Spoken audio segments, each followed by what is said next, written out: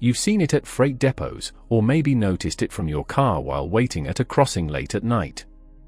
Locomotives lined up along the tracks, headlights glowing faintly, engines quietly running even though nothing is moving. No cars are being pulled, no cargo is shifting, and yet those machines are still burning fuel hour after hour. Diesel exhaust drifts slowly into the night air, and from the outside, it looks like something is being wasted. For an industry known for tracking costs down to the smallest detail, that behavior feels out of place. It raises a simple question that most people never get a clear answer to. Why would a railroad leave engines running all night when they're not even in use? What actually happens if they shut them down? And is there even anyone inside those locomotives while they sit there? The answer isn't carelessness, and it isn't outdated thinking either. It comes down to a combination of physics, operating economics, and decisions that were made decades ago but still shape how railroads function today. And to really understand it, you have to stop thinking of a locomotive as just a large engine on wheels. Because that's not what it is. A modern diesel locomotive is closer to a self-contained power system. It generates electricity, it runs onboard computers and communication equipment, and it continuously supplies compressed air to systems that the entire train depends on. At the center of all of that is a large multi-cylinder diesel engine, built to operate under load for long periods of time, and not particularly tolerant of being shut down and left in the cold. One of the first things that starts to change the moment a locomotive shuts down is something you can't see. The air pressure inside the braking system. Freight trains rely on compressed air brakes that run through every car in the train, sometimes stretching well over a mile in total length. As long as the locomotive is running, compressors keep that system pressurized and stable. But once the engine stops, pressure begins to drop slowly across the entire train. It doesn't fail instantly, but it does bleed off over time through small, unavoidable leaks across hoses, valves, and connections. If that pressure drops too far, restoring it isn't quick. Crews can spend hours recharging the system before the train is ready to move again. In real operations, that delay matters because trains don't operate in isolation. One delay can ripple across schedules, crews, and cargo movement over a wide area. That alone explains part of the behavior, but it still doesn't explain why locomotives stay running even when they aren't attached to a train. That's where the engine itself becomes the focus. Diesel locomotives don't work like cars. They don't use spark plugs. Instead, they rely on compression ignition, meaning the engine compresses air to the point where it becomes hot enough to ignite fuel on contact. That process depends heavily on temperature. When the engine is already warm, everything works smoothly. But when it's cold, especially in freezing conditions, the situation changes. Oil thickens, combustion becomes less efficient, and internal components experience more stress before proper lubrication fully circulates.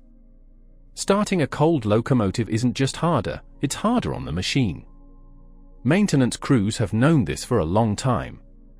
Cold starts, particularly in winter, increase wear in ways that don't show up immediately but accumulate over time. There's a widely understood idea in the industry that a freezing cold start puts a noticeable amount of extra strain on the engine compared to restarting it warm. It's not about a single startup causing damage, but about repeated stress adding up across an entire fleet. And when you're dealing with machines that are expected to run reliably for decades, that kind of wear matters. But even that isn't the most serious risk. The cooling system is. A locomotive carries a large volume of coolant, far more than what you'd find in a typical vehicle. That coolant has to keep circulating to maintain stable temperatures throughout the engine. In extremely cold environments, if circulation stops for long enough, temperatures can drop to the point where the coolant thickens or, in extreme cases, begins to freeze. And if freezing occurs inside critical parts of the engine, the damage can be severe. Preventing that situation is far more important than saving a few hours of fuel, which is why keeping the engine running becomes a practical safeguard rather than a wasteful habit. There's also the issue of electrical power.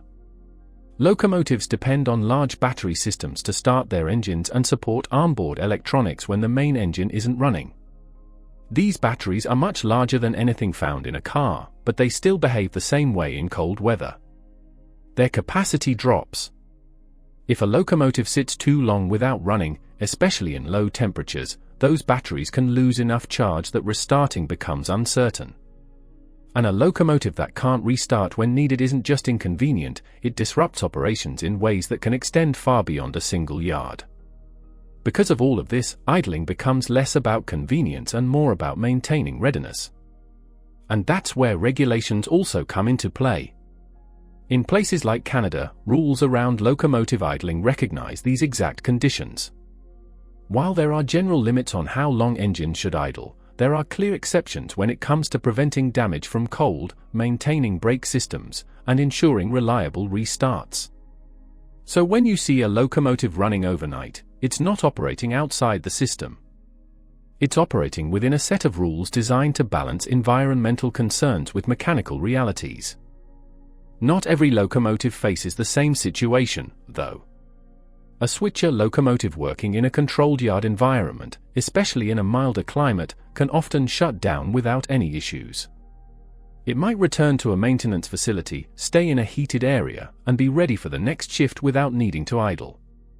But long-haul locomotives operating across remote areas, especially in winter conditions, don't have that flexibility. When a crew stops for the night in a place without support infrastructure, that locomotive has to remain self-sufficient until operations resume. In those conditions, keeping the engine running can be the difference between a smooth departure and hours of delay. Over time, the industry has developed ways to reduce unnecessary idling. One of the most effective is the Auxiliary Power Unit, or APU. It's a smaller onboard system that can keep batteries charged, maintain engine temperature, and power essential systems without running the main engine. It's more efficient, quieter, and reduces fuel consumption significantly. But installing these systems across large fleets is expensive, and not every railroad can upgrade at the same pace. There's also shore power, where locomotives plug into external electricity at certain facilities, allowing the engine to shut down completely while systems stay active.